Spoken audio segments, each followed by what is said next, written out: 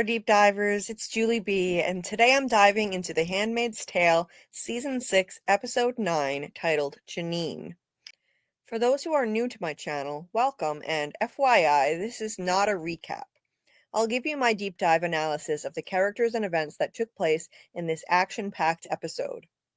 June, Moira, and Luke put their dangerous Mayday plan into motion and enter Gilead. Commander Lawrence gets a cold hard dose of reality. Serena continues to live in a fantasy land. Aunt Lydia pushes for a better life for ex-handmaids. And Nick Blaine covers his tracks while his sinister father-in-law continues to breathe down his neck. So without further ado, let's get into it. Let's start with the most intense part of the episode, the Mayday mission into Gilead. June and Luke share a kiss and go their separate ways, with June and Moira heading to Jezebel's in disguise as Martha's. As they look for Janine, an unnamed prostitute tells them that she's probably with Commander Bell, the scumbag we met in episode 4 who is obsessed with Janine. So June and Moira lie their way up to the penthouse, convincing an aunt and a guardian that they've been sent to clean it before the forthcoming gathering of commanders in a week. There in the penthouse, they find Janine fittingly leading the other ladies in singing What's Up by Four Non-Blondes, specifically the lyrics, and I pray, oh my God, do I pray every single day for a revolution. Indeed, these unfortunate women are praying for the chance to join a revolution and be freed from their sexual slavery here in this hellhole. The song was written by the all-female group Four Non-Blondes as an anti-patriarchal anthem, lamenting that the world was made up of a brotherhood of men, as the lyrics go. June tells Janine that they're with Mayday and they arrange to meet up later. In the meantime, Commander Bell orders June to clean spilled champagne off his pant leg, humiliating her like he does with all the women here, until Commander Lawrence intervenes, not knowing at the time that it's June in disguise, and this makes it even more tense as June obviously doesn't want her identity to be revealed. Lawrence finds Jezebel's disgusting, forcing these women into prostitution and abusing them night after night, but he's been pressured to come here regularly now that he's become a high commander. Apparently, almost all the commanders frequent these places, except for Nick Blaine and Commander Wharton, who disapproves of it for moral reasons. Say what you will about Wharton, he's despicable like all the others, of course, but at least he's not a hypocrite.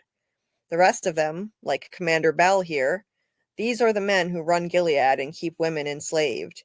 They preach about holy, righteous living by day and skulk off to brothels by night. Commander Lawrence was the architect of Gilead, but he's never actually believed in its religious dogma. He just codified it into a system, using it as a justification for the use of handmaids, as he literally wrote the book on how Gilead would function.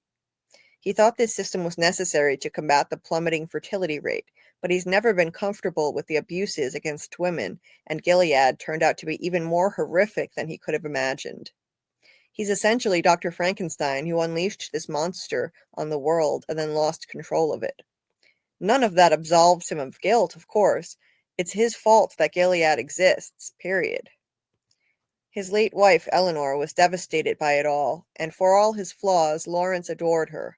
He sat on the sidelines like a recluse for a long time, doing whatever he could to avoid being pressured to personally participate in the abuses against women. He's disgusted with his own vile creation, so he had no interest in a leadership role in Gilead. But since Eleanor's death, Lawrence has made it his mission to try to reform Gilead from within, to honor his promise to her, deluding himself into thinking he can actually fix it, somehow clean it up over time if he plays the game and gains some influence. But you can't cleanse something that's rotten to the core and has been from the beginning. The answer to this mess is not reform. It can only be, as the aforementioned song hints, revolution. The entire system of Gilead needs to be dismantled, and reform efforts are just futile, as Lawrence later realizes in this episode. One of the commanders notes all the good press about New Bethlehem that day, and Lawrence says it's good news for all of them, that this never would have happened without the support of all of the commanders. Commander Reynolds responds, "It was perhaps more permission than support." Thus, even though Lawrence is so influential now, he still needed the other commanders' permission to enact these reforms, And that statement should have been Lawrence's first clue that they're planning to stab him in the back. That guy just says flat out that they don't support these reforms. They just gave him permission. Lawrence says this is the most effective thing they've ever done to normalize foreign relations, and they can accelerate that effect if they expand, doubling New Bethlehem's size within a year and opening up at least a dozen new settlements. The other commanders don't seem pleased with his plan, but just tell him to send them the information. Then Janine deliberately flirts with Lawrence in an effort to find a way out of the room so she can go meet with June and Moira, because she knows the repulsive Commander Bell is possessive of her and would try to hurt her as a result, and then Lawrence would rescue her. And that's exactly what happens. Lawrence says he's taking Janine as he calls Bell a pig and tells him no one here likes him or respects him, warning Bell to watch himself. He actually still thinks he has a lot of power here in this group. He has no idea what he's actually up against, but he's about to find out. When they're alone, Lawrence calls those men disgusting, and Janine thanks him but tells him, "You're not a good guy. Just compared to them, you are." And she makes an important point here. Lawrence is the architect of this entire horrific system, after all. So, no, he's not a good guy. He's one of the most ambiguous characters on the show, though. He's responsible for the horror show that is Gilead, but at least he has remorse, compassion, and decency, things that the other commanders clearly lack. Also, he's stuck his neck out and taken risks to help women when he can, including when he helped June smuggle her baby out of the country, and he was trying to help her escape as well, but she chose to stay behind and fight for Hannah. None of this absolves him, of course, and he can never undo all the astronomical damage he's done to millions of women trapped in Gilead. Not only is it impossible to undo that damage, but now it appears that his reform efforts will all be for naught in the end. Janine shows him a hidden peephole, which Lawrence then uses to spy on the other commanders as they talk about him. One of them calls Lawrence a fool for thinking it would even work in the first place, meaning his reforms. They discuss their plans to use New Bethlehem as a trap, to lure back in as many Gilead refugees as possible and reabsorb the populace. Then, in 3 or 4 years, they plan to close down New Bethlehem and its offshoots, close the borders, and reinstitute tradition, as they say, meaning roll back the reforms. One of the commanders says Lawrence will be the unwitting father of the second biggest coup in modern history. And Bell, still angry and bitter that Lawrence took Janine away from him, says, "And then we put him on the wall." Commander Reynolds responds, "Lawrence will fall in line. He always does." But Bell insists that he wants him on the wall, and Reynolds actually agrees with the plan to ultimately help make that happen. After all, in Gilead, it's easy to just drum up bogus charges and execute people at will. Lawrence is left reeling from the revelation that all his efforts to fix Gilead from within have been futile, that these men plan to use his reforms as a trap and then execute him. He was delusional to ever think that reform could even fix Gilead in the first place. Again, what's needed here is revolution. Meanwhile, Janine meets with June and Moira, who tell her that May Day is coming in a week to wipe out all the commanders in the penthouse, and she needs to get the women ready to leave so they don't become collateral damage. Janine is thrilled, saying they've had shivs made just waiting for an opportunity like this, and gives June and Moira vital intel, including directions to a secret route to the penthouse, a map, and letters from the women there to their families. Impulsively, June tries to convince Janine to come with them that night, because she's like a little sister to June. Janine says she can't leave without her girls, though, and makes her exit. Then Moira just unloads on June.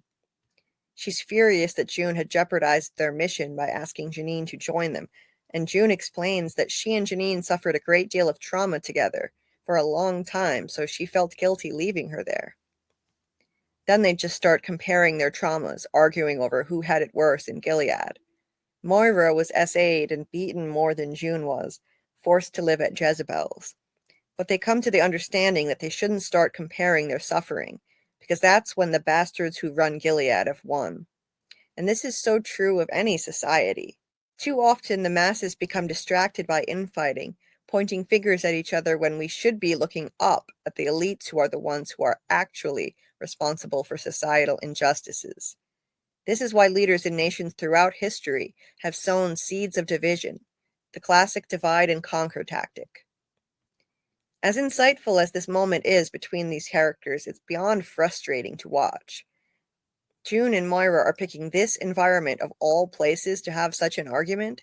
They're literally in a lion's den right now, and because they waste time bickering when they should be getting out of there, their entire plan winds up falling apart. This plan they've worked so hard and risked so much to execute.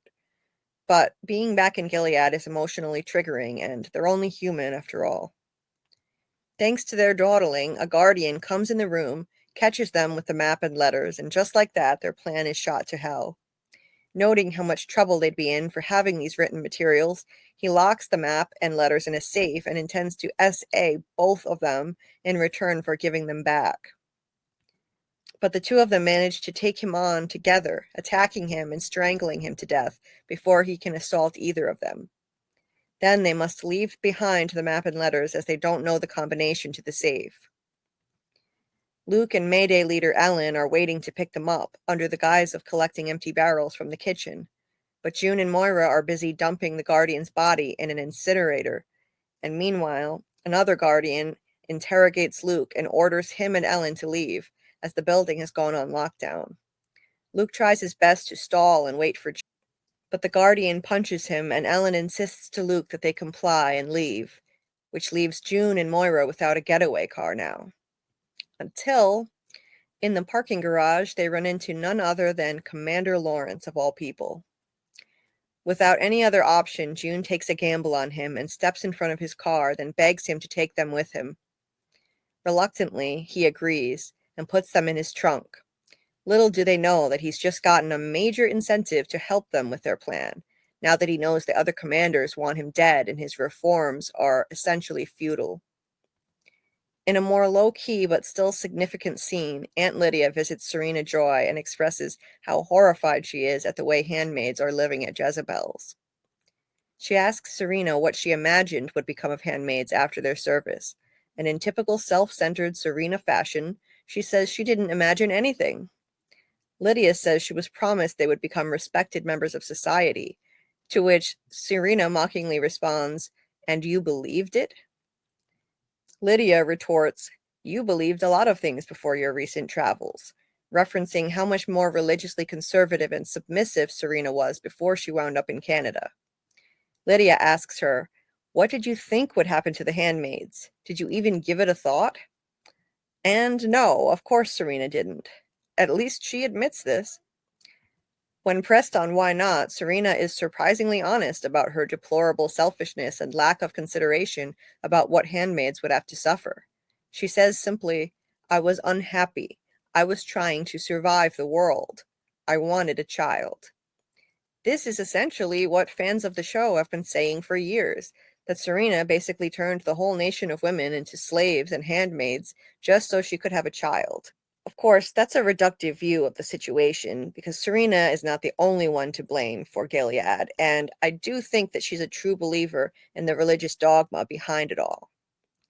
But she wasn't able to conceive a child with her husband, and desperately wanted one, thinking that she was barren, so she may very well have convinced herself that she's doing God's work.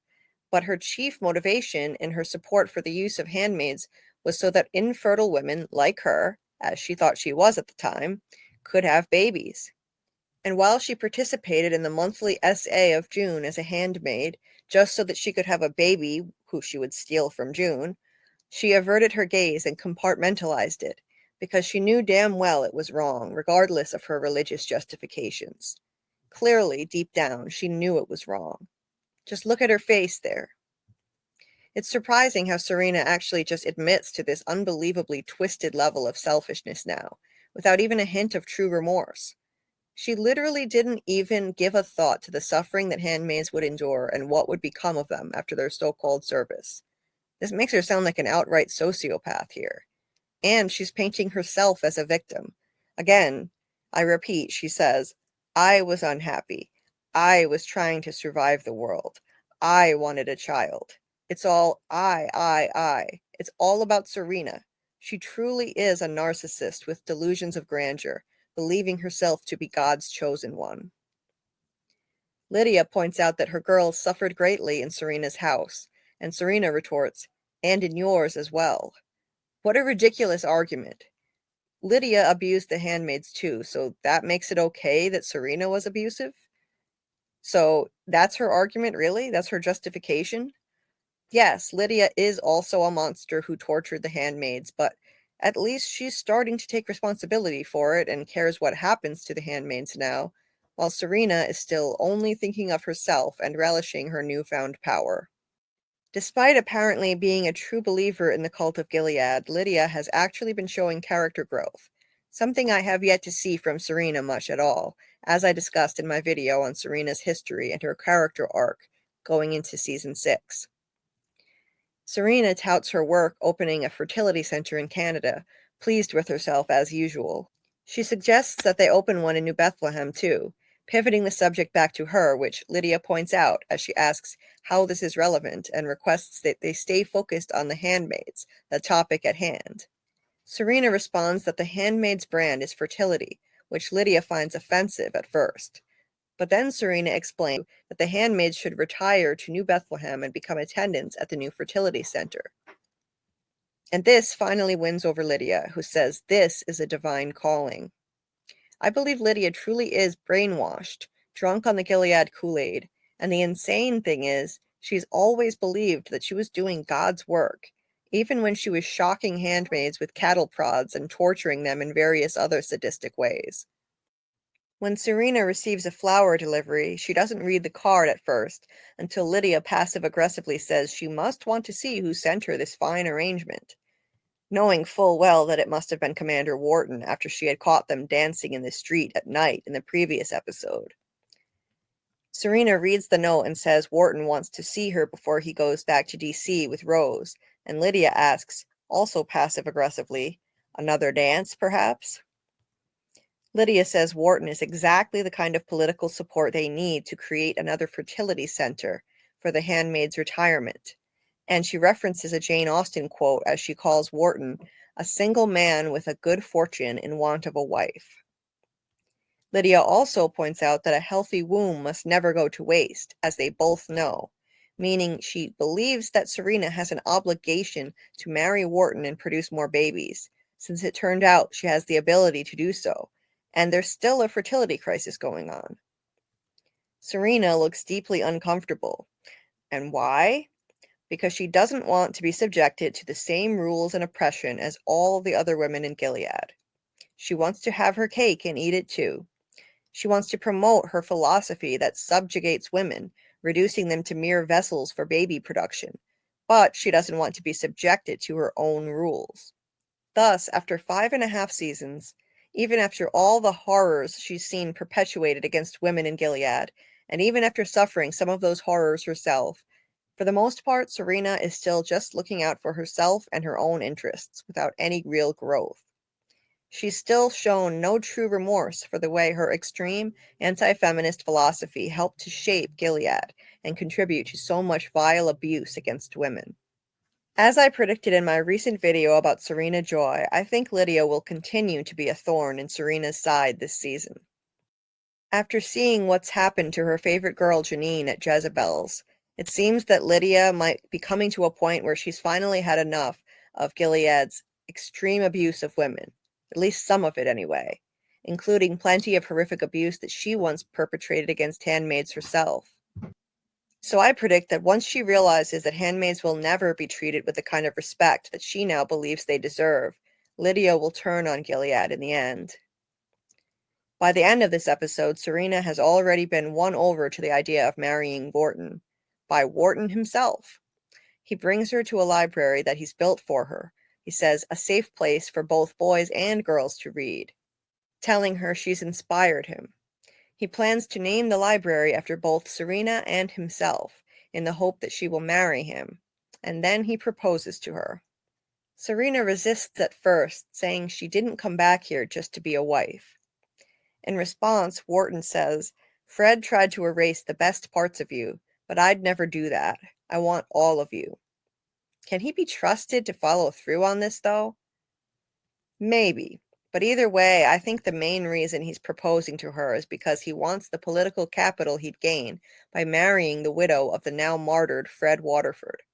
I'm not sure if his affection for her is as genuine as it seems. Remember, it was his idea to have Lawrence bring her there to New Bethlehem to promote these reforms to foreign leaders, so their relationship already started with him using her to benefit Gilead. Also, remember that Serena herself is an iconic person in Gilead. Not only is she the widow of Fred, who is like a martyr to their cult after his murder, but she also managed to conceive a child after having been unable to do so for a long time, and it had seemed impossible. Fertility is the most valued quality in Gilead, and everyone likely views it as a miracle that Serena, the self-proclaimed chosen one of God, managed to have a baby after believing that she was barren. So Wharton probably wants to marry Serena for this reason, for the political capital and influence it would bring him. Are we really to believe that he genuinely respects her when he's still a member of the cult of Gilead that was built upon the subjugation of women? Serena at least has the good sense to present stipulations. She stands up for the rights she's gained and doesn't want to lose. She says she has a job to do in New Bethlehem and can't move to D.C. with him, or Boston, and he bends over backwards to accommodate that, saying they can divide their time between places. He can get them a new house in the city that she can choose, etc. Serena also tells him she'll never stop writing, and he says he doesn't want her to do so. Thus, he keeps deferring to her and giving her choices and power. But how long will this last is the question. Wharton is telling her everything she wants to hear now so she'll agree to marry him. And maybe he really won't oppress her. Maybe he'll continue to allow her to have her freedoms. But I don't believe we can count on him to do the other thing he's promising here, to help her change the country. Serena tells him, I know it's grandiose, but I really believe that God brought me back here to change the country. And Wharton responds, let's change it together. This is the first thing he's said that indicates that he could be willing to allow other women to have more freedoms, not just Serena.